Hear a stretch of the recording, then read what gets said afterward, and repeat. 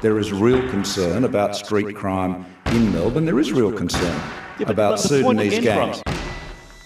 The events that have taken place over the last 24 months make me rethink my place in Victoria and calling Victoria home. Gang culture with an emphasis on African youth. Could you describe them as gangs? Yeah, you can describe them as gangs. There's tension this week on whether this has been a difficult time. I tend to describe it as feeling under siege. 6 months ago, I spent 10 days on the streets of Melbourne with the South Sudanese and African communities who live here, in their homes, with their families, with their at-risk young men, and with the police who are trying to control them. Since then, the eyes of our national leaders have again fallen to this community.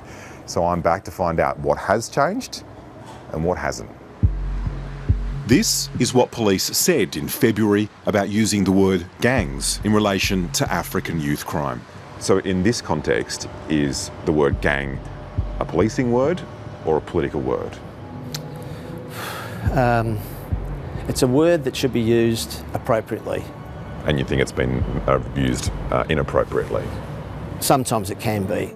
But Commissioner Graham Ashton recently said they can be described as gangs. How has that changed from 6 months ago when police told 730 that the use of this term was inappropriate? Well, what we know is that these young people come together quite quickly. And they may be just for one night. So our traditional notion of a gang just doesn't apply.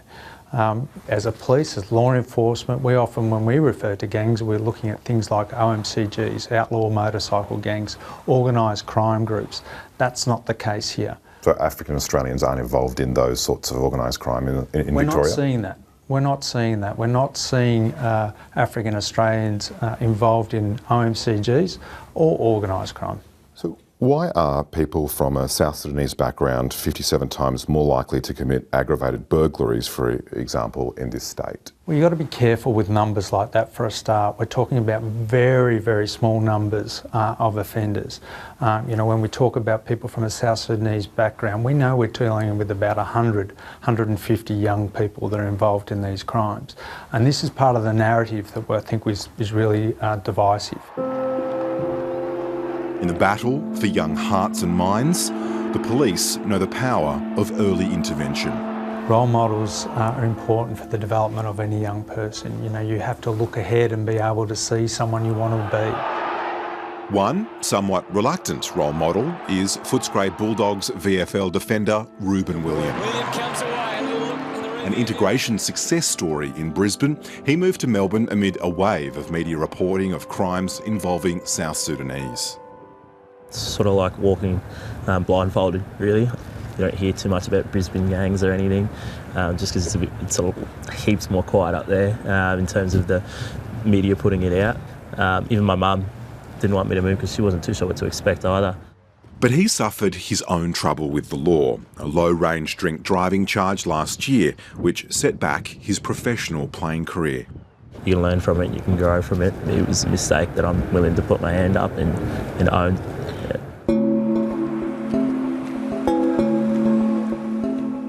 We have people who have been scared to live in their own homes. Liberal member for Latrobe and former policeman Jason Wood says youth crime has not gone away in southeastern Melbourne. The number one issue is youth gang crime, number one issue. And that's not because people are reading about it in the papers, that's because of either being the victim or they know someone who has been the victim. He's taking me to a shopping centre in his electorate that was the scene of a recent robbery at knife point. Okay, Andy, here we are at Fountain Gate Shopping Centre. Last Sunday, 4 o'clock, 16-year-old boy is just waiting for his parents to pick him up. And what happens is approached by two Africans and European youth. They then produce the knife and basically rob him. Yes, there's been a number of high-profile crimes, some committed by allegedly South Sudanese young people. But haven't those crimes been, like this one you're indicating, haven't they been elevated to be relevant in a political year? This is an election year. Well, at the same time, too, if you spoke to the victim or their family or their friends or the witnesses, this to them is a very, very serious crime. A vocal critic of the Victorian government's response to crime, he's calling for a federal government task force like those used to combat gang crimes overseas. I visited the UK and visited the US, realised how effective joint task force actually are, and that's... The police say that there isn't an organised crime problem. That's what we're hearing from Commander Bateson. Well, Victoria, I'm a former Victoria police officer. I was also at the organised crime squad. So you're saying he's wrong? I'm saying Victoria Police, to say there's no links to organised crime is wrong. But police are set to get new powers in anti-association laws before Parliament, the likes of which New South Wales and Queensland have tried in the past. The intent of those laws are to deal with organised crime and the very serious offending. Most of the offending we're seeing within the South Sudanese community is much lower level than what's intended by those laws. If a sergeant at a police station believes that there's a group of young people and there is a person who's committed offence and the sergeant, she or he, might want to break these people up from congregating, then a notice will be issued. If those people continue to consort, so to speak, then that person then can be charged with a criminal offence which has a penalty of up to 3 years imprisonment. So up to 3 years imprisonment for hanging out with a friend of yours who has a criminal record? Correct. It could be used that way. That's correct. This is not to say that there's no few groups who get together and do the wrong thing. We recognize that. But now you have a legislation that will go after them in their own safe space and criminalize them where they may have not been committing any crime in any shape or form. There are fears a simple soccer match, like the one organised by James Cott, could be broken up by police if one of the players happened to have a criminal record.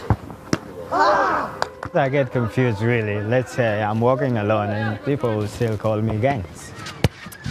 How many of the guys here do you think are at risk of becoming disengaged? Couple of them, man. James says the political and media commentary involving his community has seen him personally targeted. I was running in a group of young people in the cars. We call them whites. They stopped the car and they start calling me some names like, go back to your countries, you black gangs, you know.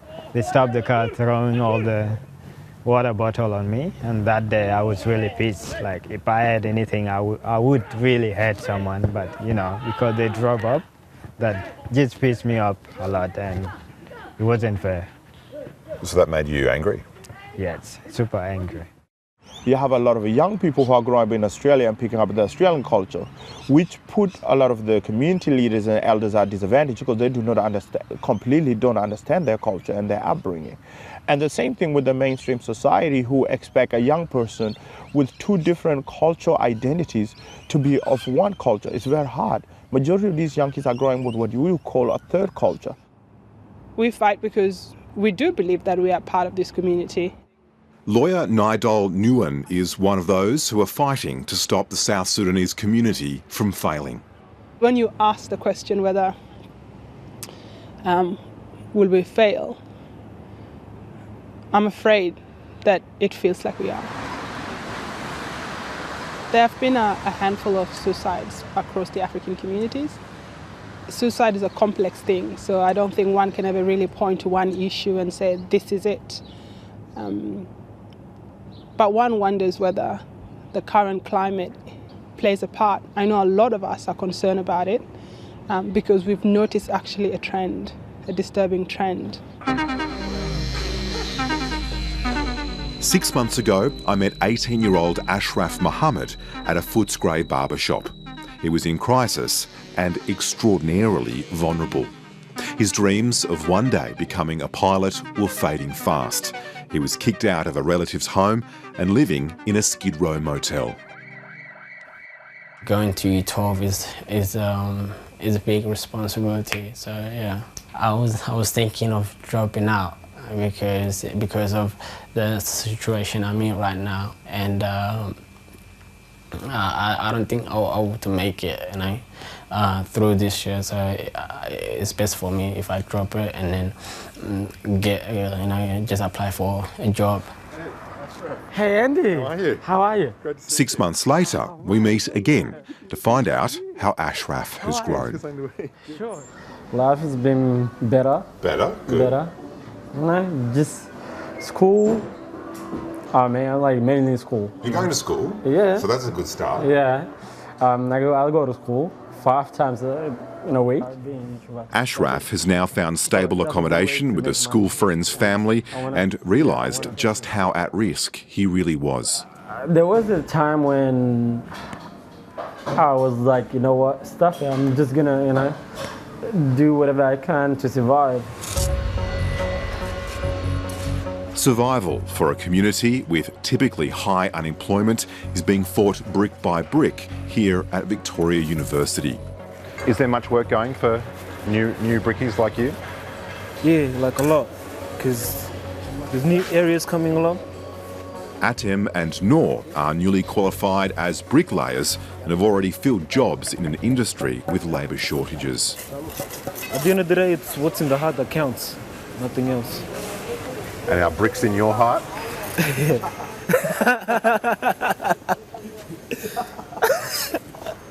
Yeah, sometimes, it depends what kind of building I see. Unemployment is just one of the problems in this community which doesn't always get attention. We know we've got an issue with a small group of people, but let's not blow that out of proportion. People think that trauma comes from war-torn country. No, trauma comes from environmental factors. Some days I'm torn between a sense of loss, and some days, I feel very hopeful.